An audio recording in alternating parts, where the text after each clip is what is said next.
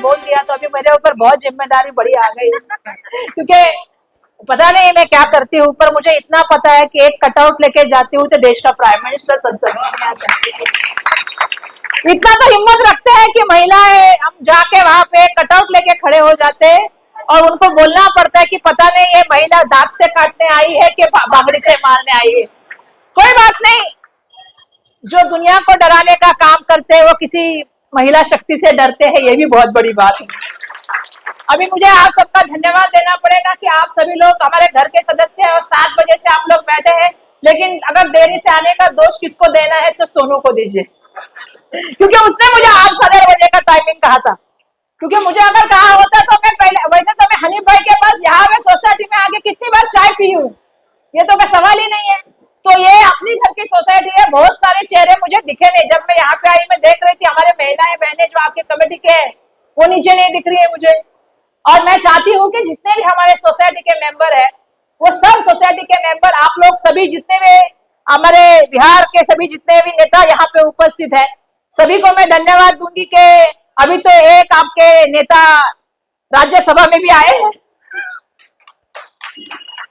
बराबर है ना। अभी मोदी जी का कैसा है, जब तक सरकार नहीं बनती है तब तक एकनाथ शिंदे भी आते हैं और नीतीश कुमार भी चलते हैं। जैसे ही सरकार बनती है, जैसे ही सरकार बनती है उनके नेतृत्व में सरकार बनती है। बनती किसके नेतृत्व में है? उन्हीं के नेतृत्व में, क्योंकि वो सीएम रहते हैं। लेकिन जैसे ही सरकार आती है किसका बनता है प्राय सीएम? भाजपा का बन जाता है, क्योंकि उसको उसी का काम करना है। और भाजपा की कथनी और करने में कितनी झूठ है ये पूरी दुनिया के सामने आया है।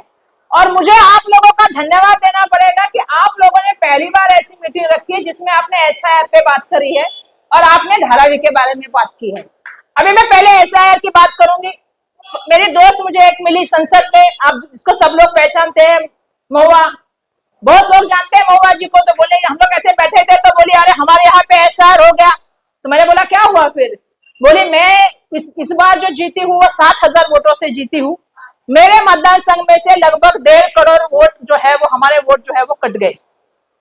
अब सवाल ऐसा है कि हमें आने वाले दिनों में पानी में भेजेंगे जब हमारे हाथ बंधे होंगे, पैर बंधे होंगे और आंखों को पट्टी लगा के हमें इलेक्शन में भेज देंगे।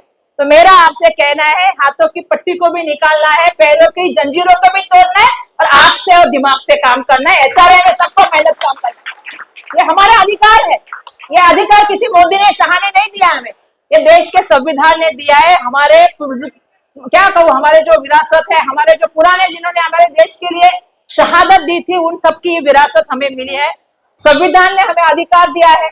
इनका एकमात्र एजेंडा है कि एसआईआर के माध्यम से एक इंटेंसिव करें और सभी आ जाएगा ना, आप भी आ जाइए, हम आपका भी इंतजार करेंगे। ऐसा बाजू बाजू में नहीं खड़ा रह सकते हम जिनको जिनको पहचानते नाम से बोलेंगे आ जाओ। तो ये जो इनका पूरा चल रहा है, ये पूरा इंटेंसिव जो स्पेशल मोमेंट चल रहा है वो इसलिए चल रहा है कि एक एक डॉक्यूमेंट को निकाले और उसके ऊपर सबके नाम काटे जाए।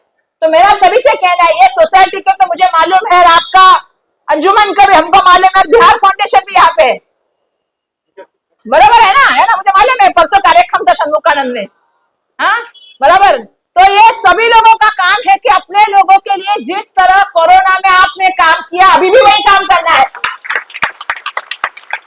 तो बहुत से लोग भूल गए भाई, आजकल क्या हो गया ना, जमाना टेम्पररी मेमोरी का हो गया है। थोड़े दिन याद रखो फिर भूल जाओ।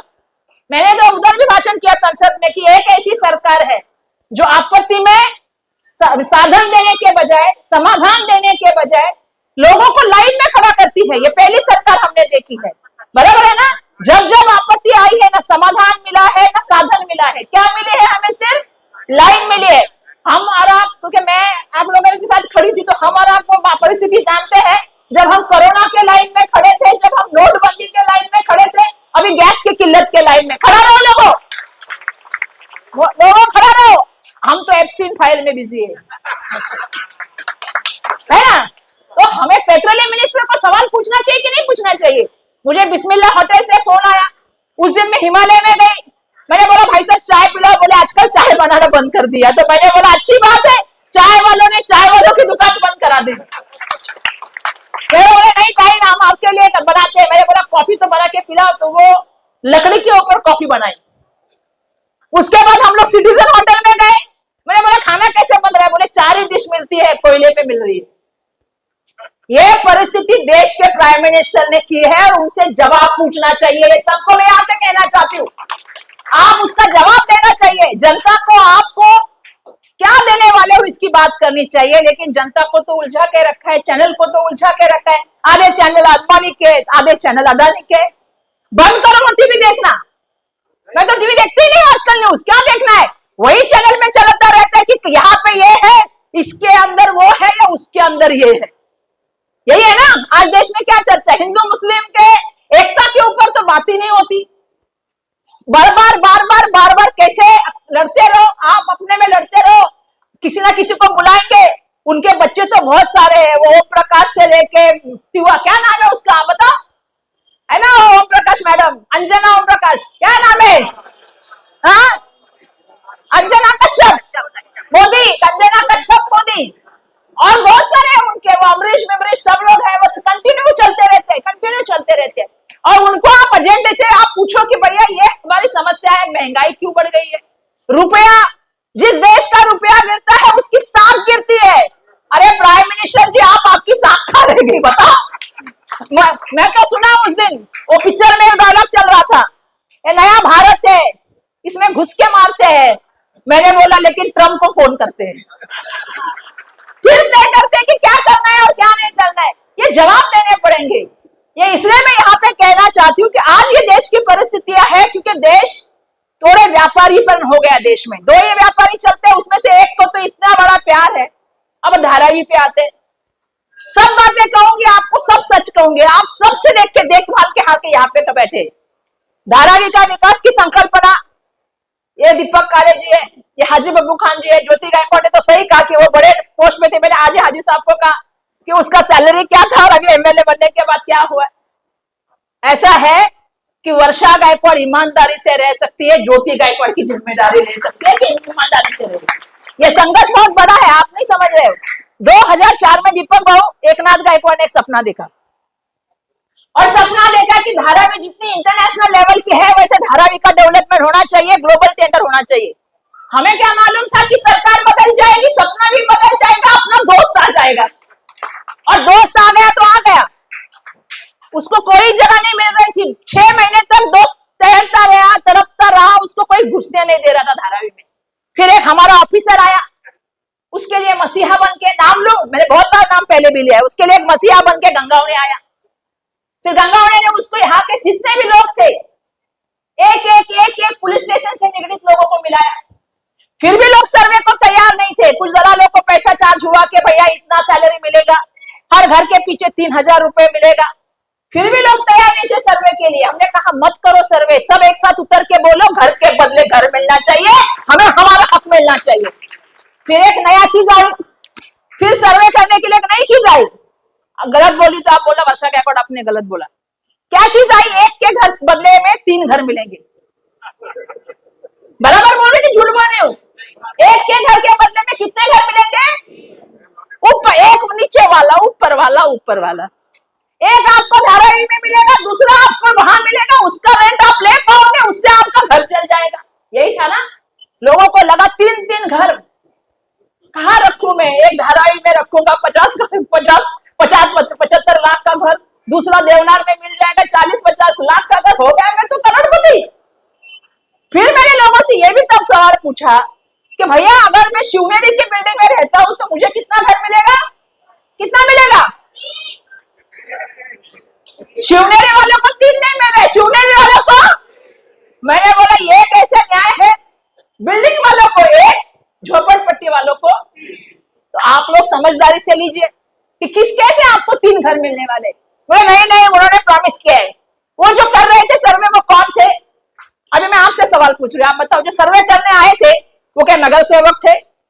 समाज के प्रतिष्ठित लोग आ रहे थे जिनको आप कभी गली में खड़ा नहीं कर रहे थे, वो लोग आपके पास सर्वे के लिए आ रहे थे और आप उन पे भरोसा कर रहे थे। सबसे पहले हमारी गलती हो गई कि नहीं हो गई? हाँ, फिर आपने सर्वे किया, चलो अच्छी बात है, सर्वे हुआ। कुछ लोगों ने आज भी सर्वे नहीं किया, आज भी कुंभारवाड़ा में सर्वे नहीं हुआ। कावड़े, अभी मैंने कावड़े चार का नाम लिया तो मुझे आके बोले ताई आपने हमारा नाम लिया। मैंने बोला वो जो मेरे पास चिट्ठी आई है, जो मेरे पास बंडल है उसमें कावड़े चाल लिखा है। बोले हमने नहीं किया, आगे वालों ने किया है। मैंने बोला ठीक है, आगे वालों में से 1000 में से 31 लोग पात्र हो गए। तो क्या हुआ, हमने सर्वे किया, सर्वे के बाद उन्होंने और एक नई चाल खेली, अभी अनिर्णित की चाल चल रही है। हम लोग जब चर्चा करते हैं तो मैंने जितना मेरा अनुभव है, पात्र कितने होते, 60% लोग पात्र होते, 70% लोग पात्र होते, 80% लोग पात्र होते।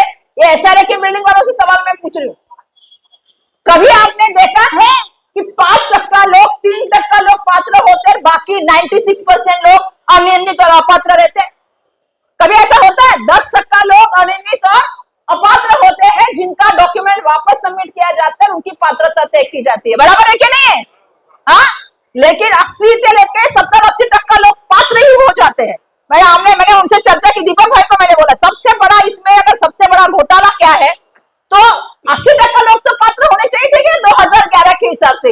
हमारा प्रोजेक्ट वाइटल प्रोजेक्ट, हमारा प्रोजेक्ट जो है इंस्टीट्यूट प्रोजेक्ट, हमारा प्रोजेक्ट जो है जिसको हाईकोर्ट ने 2000 तक का परमिशन दिया है, वाटर प्रोजेक्ट में आपको 2000 तक का परमिशन है, इंस्टीट्यूट प्रोजेक्ट में आपको धारावी के लोगों को धारावी में बसाना है। 2011 तक का हाईकोर्ट का निर्णय है, तो हमको 2011 तक का अगर पात्र होते हैं तो धारावी में कितने टक्के लोग पात्र होने चाहिए थे आपके हिसाब से? हाँ, 90%। क्यों? क्योंकि मशाल के सर्वे में भी हम 90% पात्र है। बराबर है? ये सर्वे कब हुआ था? 2008 में हुआ था, और उसके बाद 2011 तक का हमें परमिशन है। लेकिन आज हम लोग पात्र कितने हो रहे हैं? 3%, 5%, कई जगह पे 2%, कई जगह पे 1%, कई जगह पे 0.3%। तो क्यों ऐसा हो रहा है? क्योंकि उनके ऊपर हमारी कुछ है ही नहीं, क्योंकि उनको पता है कि धारावी में ये है। और जो लोग सर्वे करने आए थे, अब उनको घर पे बिठा दिया। जो आपके पास सर्वे करने आए थे वो कहां है? नहीं दिखा दे रहे, क्योंकि उनको भी हमको पता है, सबको उनको बाजू में कर दिया। अब नया राज आ गया। किसका राज?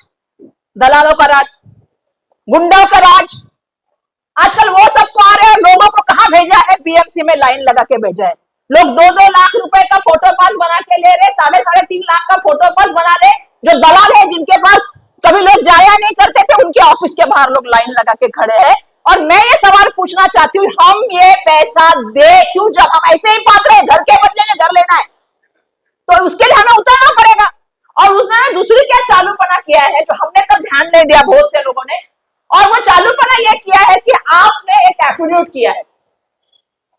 मालूम है आपने? मैंने 10 बार बोला एफिडेविट मत करो भाई। कोई भी अगर एसआरए की डेवलपमेंट होता है तो उसमें कोई एफिडेविट नहीं होता है। लेकिन आप भी ने लिख के दिया है कि हमारा कोई डॉक्यूमेंट गलत निकलेगा तो हमारे ऊपर फौजदारी कार्रवाई करो। और बाजू में हमने 2 विटनेस ही बिठाए। वीडियो बनाते हो, बनाए कि नहीं बनाए? कितने लोग ने एफिडेविट साइन किया है? यहां पे नहीं किया है, लेकिन बहुतों ने किया है। तो हमने हमारे हाथ पैर भी बांध के लिए केवल हम कोर्ट में नहीं जा सकते, क्योंकि अगर उन्होंने कहा कि आप अपात्र है, हसन भाई आपने नहीं किया होगा, लेकिन किसी ने तो किया है ये बात। जो भी किया है नहीं किया है पूछो, लेकिन बहुत लोग को किया है। आपको अभी इसमें से कोई उठ के ये तो नहीं बोल रहा है आप ऐसा क्यों बोल रहे हो कि मेरे पास डॉक्यूमेंटेशन है। मैं डॉक्यूमेंट में बात कर रही हूँ। हमने दूसरा गलती क्या किया, हमने लोग खड़े होकर भर गए वो फॉर्म 100 रुपए का एफिडेविट पे, और लिख के दे बकायदा साइन करके, और बाजू में तो विटनेस बिठाए। और उन्होंने वीडियो बनाए कि कल अगर डॉक्यूमेंट में कुछ कम ज्यादा हुआ तो क्या होगा। आपको कोई भी कोर्ट में जाने का आपको कोई प्रावधान नहीं है।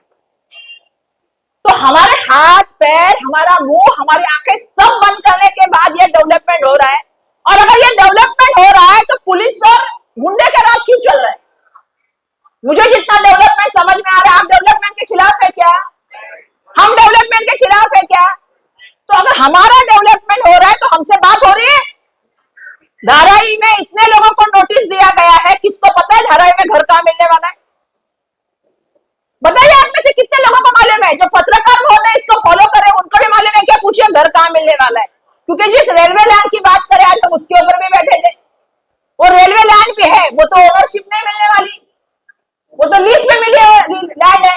उसका भी इतना बड़ा घोटाला है कि आने वाले दिनों में वो भी चली जाएगी, तो उसमें भी शौक नहीं होना, क्योंकि वहां पे भी लाइन 5-6 नंबर आने वाली है। तो मुझे समझ में नहीं आ रहा है कि हमें कहां भेजने वाले हैं, हम कहां जाएंगे। समस्या तब होती है जब हम इसके बारे में चर्चा नहीं करते। सब बातों को सोचना पड़ेगा, समझना पड़ेगा। हमने अपनी सब बातें, मुझे याद है इलेक्शन टाइम में यहाँ पे राजू भाई आए थे ना, भाषण किया था, एक जीआर दिखाया था उन्होंने। कितने लोगों ने जीआर देखा उसको बाद में? वो जीआर पूरी तरह से जीआर ऐसा था कि जो भी इस डेवलपमेंट को अपोज करेगा उसको कोई भी फैसिलिटी इस डेवलपमेंट से नहीं मिलेगी, उसको कोर्ट से हम लोग करेंगे नहीं। तो उस समय जब राजू भाई अपने आके यहाँ पे बात किया था, तो आप मतलब मेरा सबसे कहना यह है, अभी भी लड़ाई अपने हाथ से नहीं गई है, लेकिन अगर हम लोग इस तरह से लड़ते नहीं रहे, हम शांति में बैठे रहे, तो एक वक्त ऐसा आएगा कि रात के अंधेरे में बुलडोजर आएगा। आप देख रहे हो एक जगह पे बुलडोजर राज कैसे चल रहा है, मुझे बोलने की जरूरत नहीं, आप देख रहे हो एक जगह पे बुलडोजर राज चल रहा है। और दूसरी जगह अगर बुलडोजर चालू हो गया, आदमी आई, पुलिस फोर्स आई, तो हम क्या कर पाएंगे? एक बार टूटने के बाद हम लोग कुछ भी नहीं कर पाएंगे। अभी हमारे सामने भाई साहब है, इनको पूछिए, किसी को बोले कि 500 का एरिया देने वाला है, सबको पता है तो 370 का ही एरिया मिलने वाला है। तो हर किसी को झूठ बोलने के लिए अभी हम भाषण करके जाएंगे, कोई तो यहाँ का आएगा बोलेगा अरे उनका क्या है, वो तो भाषण करते जाते हैं, इलेक्शन में आते हैं, इलेक्शन में जाएंगे, ऐसा है अदानी जी, ऐसा करने वाले, वैसा करने वाले हैं, और हम भरोसा कर जाते हैं कि भैया ये लोग बोलने वाले, और हम लोग उसके कहने पे आ जाते हैं। लेकिन ये घर हमारा है, समझना पड़ेगा आप लोगों को, ये हमारा घर है, ये हमारी जमीन है। यहाँ से उद्ध्वस्त हुए तो आपको जो देवनार में भी घर मिलने वाला है, क्योंकि आपको पता है ये सब क्यों हो रहा है। जितने लोग अनिर्णित है, नीचे के घर को अपात्र करते और ऊपर के घर को पात्र करते। जितने नीचे के घर अपात्र होंगे उनको घर धारावी में नहीं मिलेगा, ऊपर के पात्र वालों को जाना पड़ेगा देवनार या मालवनी। और जो घर है वो आपको फ्री में नहीं मिलने वाला है, आपको भाड़ा भरना है उसका, और आपको खरीदी का कीमत भरना है उसकी। तो आप लोग ये समझ के चलिएगा, आप ही के पैसे को लेके उनको फायदा दिलाने का षड्यंत्र चल रहा है। और ऐसे समय में अभी धारावी में सबको उतर के कहना पड़ेगा, हम धारावी में ही घर लेके रहेंगे, हम कहीं बाहर नहीं जाएंगे। ये जब तक हम लोग सब लोग नहीं उतर के खड़े हो जाएंगे, तब तक ये लड़ाई नहीं खत्म होगी। उनको अभी ऐसा लग रहा है, उनको पता था कि धारावी की सबसे बड़ी ताकत क्या है। मैं सच कह रही हूँ आपको, उनको पता था कि धारावी, उन्होंने 6-7 महीना इतना तकलीफ, मतलब घुसने की कोशिश की, कोई घुसने को ही नहीं मिल रहा था उनको धारावी में। अचानक फिर उनको मिल गए, एक के बदले में 4 मिल गए। जो पुलिस स्टेशन में रहने वाले थे, रोज पुलिस स्टेशन का जिनका संबंध था, वो उन्होंने पकड़े। वो बैठ के विनस होटल में क्या करते थे पूरी दुनिया को मालूम है। उनका रोज रात का पैसा दिया जाता था, कितने कितने घर सर्वे किए उसका। लेकिन आज मैं सवाल पूछती हूँ कि जो सर्वे करने में आगे थे, वो आज पात्रता करने के लिए आगे क्यों नहीं है? आपने तो जिम्मेदारी ली थी कि हमें 3 घर देंगे, अरे एक तो घर दिला के दे दीजिए, यही तो बहुत हमारे लिए सबसे बड़ी कमाई है। क्योंकि उनको देखिए, आप बीकेसी में जाते हैं, आपको कोई एसआरए की बिल्डिंग दिखती है? आप जाते हैं बीकेसी में, मॉल है, पता है आपको कौन सा मॉल है? हाँ, एक गार्डन है, कौन सा गार्डन है? और एक रिक्रिएशन सेंटर है, एक बड़ा हॉल में है, किसका है? हाँ, अभी उधर हमारा कोई झोपड़ा दिखता है, कोई बिल्डिंग दिखती है एसआरए की? तो आप एक समझ लेना, ये साइड जो है जहां हम लोग सब रह रहे हैं, ये साइड अदानी लैंड बनेगी। उनको कोई इंटरेस्ट नहीं है कि धारावी वालों को कहाँ घर मिल रहा है, कितना घर मिल रहा है, क्या होने वाला है। उनका इंटरेस्ट ये जमीन में है। अभी ताई ने कहा कि कभी अदानी को, मैं तो अभी देख रहे हूँ रोज नया ऐड आता है, बच्चों के लिए स्पर्धाएं, जॉब के लिए आया है। आप और हम कोरोना में रास्ते में थे ना, अदानी जी को धारावी के लिए कितने साल पहले की बात है, बताइए कितने साल पुरानी बात है बताइए। हमने तो हमारे पिताजी को खोया उसमें, तो हमें तो अच्छे से याद है 2021 की बात है जब कोरोना आया था। हमारे तो घर का नुकसान हुआ है। तो मैं ये बोलना चाहती हूँ कि 21 में तो अदानी नहीं थे, ऐसा तो नहीं था ना, अदानी थे ना। अगर उनको धारावी से इतना प्यार था तो कितनी धारावी के लिए ट्रेनें दी, कितने धारावी के लिए खाने के ये खोले, कितने धारावी में लोगों को मिलने आए। तो जब जब केंद्र सरकार से योजनाएं आई, कितनी धारावी के लिए मदद की बताइए? तो कुछ भी नहीं किया हमारे लिए। अब उनको धारावी के लिए प्यार इसलिए आ रहा है क्योंकि धारावी बीकेसी से कितनी दूर है? कितनी दूर है? 50 मीटर। एक ब्रिज है, ब्रिज बराबर है। टी जंक्शन से धारावी में और बीकेसी में कितना है? एक ब्रिज है, ब्रिज। अब एक बीकेसी बन गया है तो दूसरे दोस्त को भी दूसरा बीकेसी चाहिए कि नहीं चाहिए? अभी मोदी जी के प्यारे है कि नहीं है? तो जहां प्यार आता है वहां क्या आता है? और प्यार कहां से आ रहा है? यहां से नहीं आ रहा है, पूरा फॉरेन तक आ रहा है। जिसके ऊपर अमेरिका में केस, जिसके ऊपर ऑस्ट्रेलिया में केस, जिसके ऊपर नॉर्वे में केस, जिसके ऊपर मलेशिया में केस, वो हमारा दाता बनेगा। कल भाग गए तो हम किसके पीछे भागेंगे? हमारे घर तोड़ के गया तो हम किसके पीछे भागे? मोदी जी आओ और हमको जवाब दो के जाओ, ये मोदी जी से मेरा कहना। आप जिम्मेदारी लो। अगर आपको आपका दोस्त प्यारा है तो आप जिम्मेदारी लो। मुख्यमंत्री जिम्मेदारी ले ना, मुख्यमंत्री जिम्मेदारी लेते हैं ना प्राइम मिनिस्टर जिम्मेदारी लेते हैं। मुख्यमंत्री ने, मुझे याद है, मुझे जवाब दिया था तब जब मैं एमएलए थी कि इतने आने वाले, जो मुझे मालूम है मशाल का सर्वे की बात उन्होंने की थी। आज तो मैं सर्वे देख रही हूँ, मैं तो शौक में जा रही हूँ। ये क्या सर्वे है? 1000 में 31, 2000 में 14, ये क्या सर्वे आ रहा है? और इतने लोग अगर अनियमित होंगे या इतने लोग अगर अपात्र होंगे तो धारावी में बसेगा कौन? हाँ, कौन बसेगा धारावी में? ये सबसे बड़ी बात हम लोग को सोचनी पड़ेगी। और जैसा कहा हाजी साहब ने कि अभी ये मुस्तहिद वक्त है जब हम लोग जमीन पे उतरे और जमीन में आके ये कहे कि भैया हमें घर के बदले में घर दोगे तो ही हम ये जमीन में काम करने देंगे, वरना आप चली जाओ। जैसे 1942 में दिया था ना नारा महात्मा जी ने, करो या मरो। ये हमारी भी जिंदगी का वक्त ऐसा आया है, करो या मरो। या घर मिलेगा या हमें कहीं और भेजा जाएगा, ये तय हमें करना है। और मैं अपेक्षा करती हूँ कि यहाँ जितने भी लोग बैठे हैं, वर्षा गायकवाड़ की बात को भी पढ़ो, दूसरे की भी बात को पढ़ो, और जहां आपका हित है। क्योंकि आज मुझे ऐसा लग रहा है कि हम ऐसे वक्त पे आए हैं जब सबको ऐसा हो गया कि मेरा घर का क्या होगा, भले कुछ भी करके। मुझे हाजी साहब बोलते हैं कि लोग दलालों के पास जाके बैठ रहे थे। मैंने बोला अगर लोग यह कर रहे तो और नुकसान करके लेंगे, क्योंकि उनका तो धंधा है। और कौन जिम्मेदारी लेगा? जिसके पास जाके लोग बैठ रहे हैं वो कौन सी जिम्मेदारी लेगा पात्र अपात्र करने की? और कौन? अभी सवाल ऐसा है कि हमने पीएमजीपी कॉलोनी के लिए कितनी बार हेयरिंग किया? 7 बार किया, 8 बार किया। इनके बिल्डिंग के लिए जब मसला आया था शिवनेरी का, याद है आपको कि सभी एसआरए की बिल्डिंग के लिए तो हमारी सरकार थी, हमने जाके सरकार में बात किया और सबको, क्योंकि हमें यह पता है कि सरकारी अधिकारी से आप बात कर सकते हैं। यहाँ किससे बात करोगे? यहाँ पे तो 80% वही मालिक है, उन्हीं के ऑफिस में सरकारी ऑफिसर बैठते हैं, उन्हीं के ऑफिस में पुलिस वाले भी बैठते हैं। तो किससे आप न्याय की भीख मांगोगे? न्याय की भीख उनसे मांगनी चाहिए जिनको हम चुन के देते हैं, जो सरकार है उससे मांगनी चाहिए। और यह लड़ाई हमको सबको लड़नी पड़ेगी और इस लड़ाई में आप सबका साथ चाहिए। देखिए हम तो साथ में आपके है ही। आप कहेंगे ये करना है वो करेंगे, आप कहेंगे ये करना है वर्षा जी यहाँ बैठना है यहाँ बैठ जाओ, यहाँ बैठना है यहाँ बैठ जाओ, ये कालीन पे बैठना है कालीन पे बैठ जाओ, इस पे बैठना है इस पे बैठ जाओ। सच में आज हमारी चर्चा हो रही थी, मैं बहुत देर तक बैठी थी। मैंने कहा कि इतिहास जब लिखा जाएगा तो मैंने कहा कि तब भी उसी जमाने में लोग थे जो पैसों के पीछे भाग के अंग्रेजों की गुलामी करते थे, लेकिन आज उन्हीं को लोग याद करते हैं इतिहास में जिन्होंने देश के लिए शहादत की, देश के लिए फांसी पर चढ़े। देखो हमें मालूम है कि आग लगी थी जंगल में, तो एक छोटी चिड़िया, मालूम है ना, कथा बहुत आपको लगेगी कि क्या सुनी सुनाई बता रही है, लेकिन जंगल में जब आग लगी तो एक चिड़िया अपने चोंच में पानी लेके डाल रही थी, तो किसी ने कहा कि तेरे इतने से चोंच से आग नहीं बुझेगी, इतनी बड़ी आग है। लेकिन उसने कहा कि जब इतिहास लिखा जाएगा तो ये मेरा नाम आग लगाने में नहीं आग बुझाने में लिखा जाएगा। हम ये चाहते हैं कि हमें पता है क्या होने वाला है, हम सच्चाई। कल लोगों ने ये नहीं बोलना चाहिए एकनाथ गायकवाड़ की लड़की थी, वर्षा गायकवाड़ को हमने नाम दिया, धारावी का नाम तो मैंने संसद में भी बहुत बड़ा कर दिया है।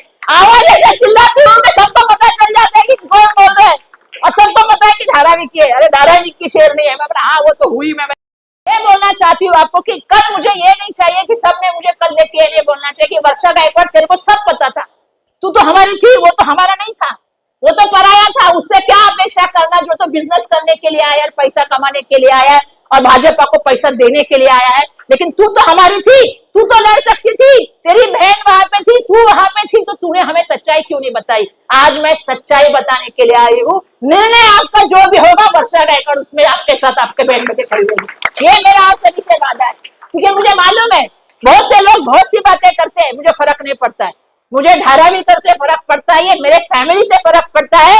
मैं चाहती हूँ कि जब भी कभी लड़ाई हो तो लड़ाई हम धारावी कर जीते, पैसे वाला है इसीलिए नहीं जीतेगा वो।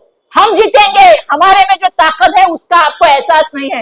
रास्ता उतरेंगे, पैक करेंगे, वहां से लेके यहाँ तक आवाज सुनाई देंगे तो लोग बराबर समझ जाएंगे कि क्या धारा निकल चाहते। और हमारी एक ही मांगनी है, घर के बदले घर, और वो कहाँ चाहिए, धारावी में ही मिलना चाहिए। यही मांगनी लेके हम लोग चाहेंगे, चाहे कमर्शियल हो, अपना इंडस्ट्री हो, सब धारावी में चाहिए। आप सोचो कुंभरवाड़ा के लोग सर्वे नहीं कर रहे, आप समझ रहे हो? हाँ हाँ, तो मैं आप सबसे कहना चाहती हूँ कि ये लड़ाई लड़नी पड़ेगी, मजबूती से लड़नी पड़ेगी, चाहे वो मोदी जी सुने, नहीं तो राहुल गांधी को तो आके सुनना पड़ेगा हमारी बात। ये मैं यहाँ से कहूँगी, आप सबका बहुत बहुत धन्यवाद व्यक्त करूंगी कि आप सभी ने हमें बुलाया। लेट हो गया लेकिन कोई बात नहीं, हनीफ भाई आज भी चाय पिला के भेजेंगे ऐसा अपेक्षा करती हूँ, क्योंकि सोसाइटी के सदर है। अर्जुमन भाई के अभी नए नए अध्यक्ष हो रहे हैं, हाँ अध्यक्ष महोदय, क्योंकि बहुत सारी शुभकामनाएं। हर साल इलेक्शन में नया नया आदमी आता है क्या? हाँ, आप लोगों ने बिहार फाउंडेशन से कुछ तो सीखना चाहिए। हाँ, अभी समझ गए आप। चलो सबको बहुत बहुत धन्यवाद। जय हिंद।